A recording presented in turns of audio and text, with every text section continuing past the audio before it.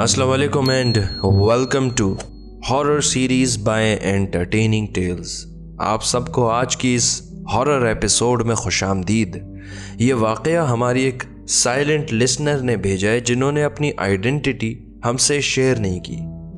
कहती हैं कि ये हमारे हॉस्टल का वाक़या है। शुरुआत हुई दिसंबर 2019 में। इस हॉस्टल का नाम नहीं बताऊंगी, लेकिन यह हैदराबाद की एक मशहूर यूनिवर्सिटी के एक स्पेसिफिक डिपार्टमेंट का हॉस्टल है जिसमें सिर्फ हमारे डिपार्टमेंट की लड़कियां होती हैं।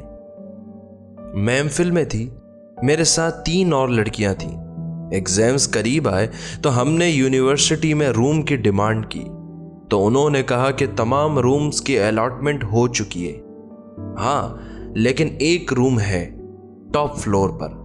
वैसे तो वो बंद पड़ा है और किसी को यूज़ करने नहीं दिया जाता, लेकिन आप लोग वहाँ की साफ सफाई करके एडजस्ट हो सकते हैं। हमने सोचा कि फ़िलहाल ये रूम ले लेते हैं, जैसे ही कोई दूसरा रूम खाली होगा तो हम वहाँ शिफ्ट हो जाएंगे।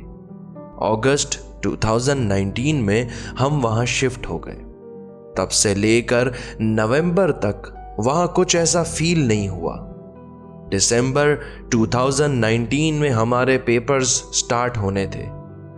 5 दिसंबर की रात 3 बजे मैं स्टडी रूम से हॉस्टल के रूम में आई तो सब फ्रेंड्स सो रही थीं। मेरी एक दोस्त जिसका नाम फरा है, उसने कंबल से मुंह निकाला और कहने लगी कि तुमने मुझे क्यों जगाया? कोई काम था? तुमने मेरा कंबल खींचा और मेरा नाम आहिस्ता से पुकारा। तो मैंने कहा नहीं, मैं तो अभी स्टडी रूम से आई हूं। खैर, हमने ये बात इग्नोर कर दी। अगले दिन फिर यही हुआ। उससे अगले दिन भी ऐसा ही हुआ। रोज कोई उसका कंबल खींचता और उसका नाम पुकारता। कभी चुटकी बजाता और आहिस्ता से हंसता। उन दिनों एग्जाम्स की टेंशन इतनी थी कि ये वाकयात इग्नोर होते गए। एक दिन हम यूनिवर्सिटी की लाइब्रेरी से लेट नाइट रूम में आए तो मेरी 2 दोस्तें अपनी किसी फ्रेंड से मिलने गई हुई थी। मैं किचन में खाना बनाने चली गई और एक दोस्त रूम में अकेली थी तो उसको रूम में दीवार पर एक साया नजर आया मेरी शक्ल का। अब रूम की लाइटनिंग कुछ ऐसी है कि दीवार पर मुकम्मल साया नहीं पड़ता, लेकिन फिर भी वो साया साफ दिखाई दे रहा था और बाकायदा चल फिर रहा था। मेरी दोस्त ने उठकर मेरे बेड पर देखा तो मैं वहां मौजूद नहीं थी। उसके बाद वो समझ गई कि यहाँ कुछ पैरानॉर्मल है। उसने 4 कुल पढ़े। फिर जब मैं रूम में आई तो उसने मुझे ये वाकया सुनाया। फिर मैंने उसको बताया कि कुछ दिनों से फरा के साथ भी कुछ ऐसा ही हो रहा है। कोई उसे रात जगाता है और आज तुम्हें साया नजर आया। फिर हमने ये बात कुछ सीनियर्स के साथ शेयर की तो उन्होंने कुछ बताने के बजाय उल्टा हमारा मजाक उड़ाया और तंज किया। फरा को माइग्रेन का इशू था। वो हर रात मेडिसिन खा के सोती थी और दवाओं के नशे में कोई उसे जगाए तो वो बहुत डिस्टर्ब हो जाती है। इन वाकयात की वजह से वो बहुत डिस्टर्ब रहने लगी। मैं मोस्टली रात 3 बजे रूम में आती थी। एक रात मैं जल्दी आ गई 2:30 बजे। फिर नींद भी बहुत आ रही थी, जागा नहीं जा रहा था। मैंने देखा कि फरा बेड के नीचे झुकी है। मुझे लगा कि शायद वो मेडिसिन ले रही है क्योंकि वो मेडिसिन बॉक्स बेड के नीचे रखती थी।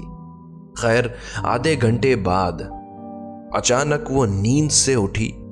वो पूरी लाल हो रही थी। उसने तमाम रूम की लाइट्स ऑन करी और सर पर हाथ रख लिया कि पता नहीं मुझे क्या हो रहा है। मैंने सोचा कि इससे पूछूं कि क्या हुआ है, लेकिन फिर मैंने देखा कि वो बोलने की कंडीशन में नहीं है। मैंने आयतल कुर्सी पढ़ के उस पर फूंक दी, जिससे वो सुकून में आ गई और सो गई।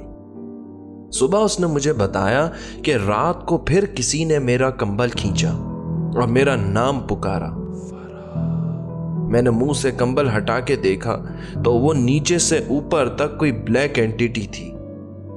मुंह काले कपड़े से ढका हुआ था और जब मैंने उसकी आंखों में देखा تو وہ بالکل بھی انسانی آنکھیں نہیں تھیں، وہ عجیب و غریب شیپ کی تھیں اور ایسا لگ رہا تھا کہ وہ بہت غصے میں۔ اگلے دن میں نے رات کو فرح کے پاس ایک بلیک شیڈوئی چیز لیٹے ہوئے دیکھی۔ میں نے اس سے پوچھا کہ تمہیں کوئی روم میں محسوس ہو رہا ہے؟ تو اس نے کہا ہاں، مجھے ایسا لگ رہا ہے کہ کوئی میرے پاس میں لیٹا ہوا ہے۔ دسمبر تو ان خوفناک واقعات میں گزر گیا۔ ایگزامز ختم ہو گئے، سب اپنے اپنے گھر لوٹ گئے اور ہمیں دوسرا روم الاٹ ہو گیا۔ اس کے بعد پھر کچھ ایسا نہیں ہوا، لیکن ہم نے آیت الکرسی پڑھنا، 4 کل پڑھنا نہیں چھوڑا۔ ڈیلی رات کو پڑھ کے سوتے تھے۔ ہم نے جو روم چھوڑا تھا وہ ٹاپ فلور کی سیڑھیوں کے پاس تھا، اور جو دوسرا روم ہمیں الاٹ ہوا تھا وہ بھی اسی فلور پر تھا، لیکن کوریڈور کے بالکل آخر میں کونے میں۔ تو نیچے جانے کے لیے اسی روم کے پاس سے گزرنا پڑتا تھا۔ ایک رات فرح باہر گئی پانی بھرنے، کیونکہ کولر نیچے ہال کے کچن میں تھا۔ وہ اس روم کے آگے سے گزری ہے تو اسے ایسا لگا کہ کوئی اس کے پیچھے پیچھے آ رہا ہے۔ وہ جیسے جیسے قدم اٹھائے وہ بھی ساتھ ساتھ قدم اٹھائے اس کے ساتھ چل رہا ہے۔ فرح نے پیچھے مڑ کر دیکھا لیکن اسے کوئی نظر نہیں آیا۔ وہ جیسے جیسے سیڑھیاں اتر رہی تھی ویسے ویسے اسے ایسا لگ رہا تھا کہ کوئی اس کے ساتھ اتر رہا ہے۔ اس ٹائم فرح کے بال کھلے ہوئے تھے۔ کولر سے پانی بھرتے ہوئے اسے ایسا لگا کہ کوئی اس کے بالوں میں اپنا ہاتھ پھنسا رہا ہے اور بال کھینچ رہا ہے۔ اس لمحے خوف سے اس کا دل کیا کہ وہ زور سے چیخے، مگر اس نے منہ پر ہاتھ رکھ لیا اور بھاگ کر کمرے میں آ گئی۔ لیکن اس نے کوئی ذکر نہیں کیا کیونکہ دوسری روم میٹ بہت ڈرپوک تھی اور وہ ڈر جاتی۔ بیڈ پر بیٹھ کر بس آیت الکرسی پڑھ لی۔ تھوڑی دیر بعد وہی روم میٹ جو بہت ڈرپوک ہے باہر گئی اور اسی روم کے سامنے سے گزری ہے، تو اسے ایسا لگا کہ کوئی اینٹٹی اس کے پیچھے لگی ہے، اور اس کے ساتھ بھی وہی ہوا جو فرح کے ساتھ ہوا۔ وہ کمرے میں بھاگ بھاگ کر آئی اور رونے لگی۔ فرح کو بتایا کہ میرے ساتھ ایسا ایسا ہوا ہے، تو فرح نے بھی اسے بتایا کہ میرے ساتھ بھی ایسا ہی ہوا ہے۔ اس کے بعد وہ 2-3 راتوں تک سو نہیں پائیں۔ میں ان دنوں گھر پر تھی۔ میں جب واپس آئی تو میری روم میٹس اپنے گھر چلی گئیں۔ میں روم میں اکیلی تھی تو ایک رات مجھے کسی کے اندر آنے کی آواز آئی۔ میں نے چیک کیا، باہر کا گیٹ بالکل لاک تھا، کوئی اندر نہیں آ سکتا تھا۔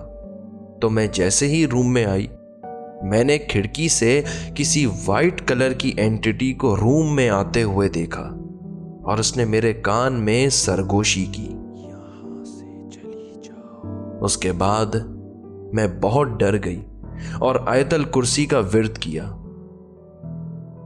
اس ہاسٹل کے کئی واقعات ہیں۔